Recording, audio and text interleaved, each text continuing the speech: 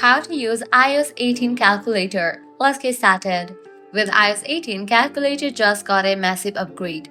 It's not just a basic calculator anymore. It's packed with powerful new features that can make calculations easier than ever. First up, iOS 18 removes the limit on the number of digits you can enter. You no longer need to switch to landscape mode. Just swipe left or right to view longer calculations.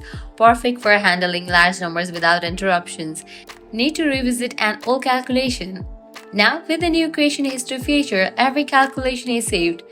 Tap the horizontal lines given at the top left corner, and you can view, edit, or even delete your previous equations, keeping your history organized. For quick conversions, iOS 18's calculator now has a built-in unit converter. Click on calculator icon and enable for the option of convert. And you can switch between units for length, area, energy, and more without needing a separate app. For advanced users, there is now a scientific calculator mode.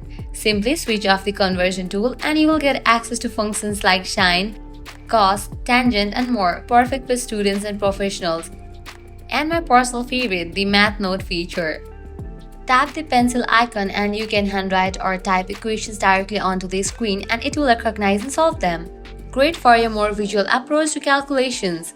With all these features, iOS 18's calculator is a real powerhouse. Try it out yourself, and if you found this video helpful, be sure to like and subscribe for more tech tips.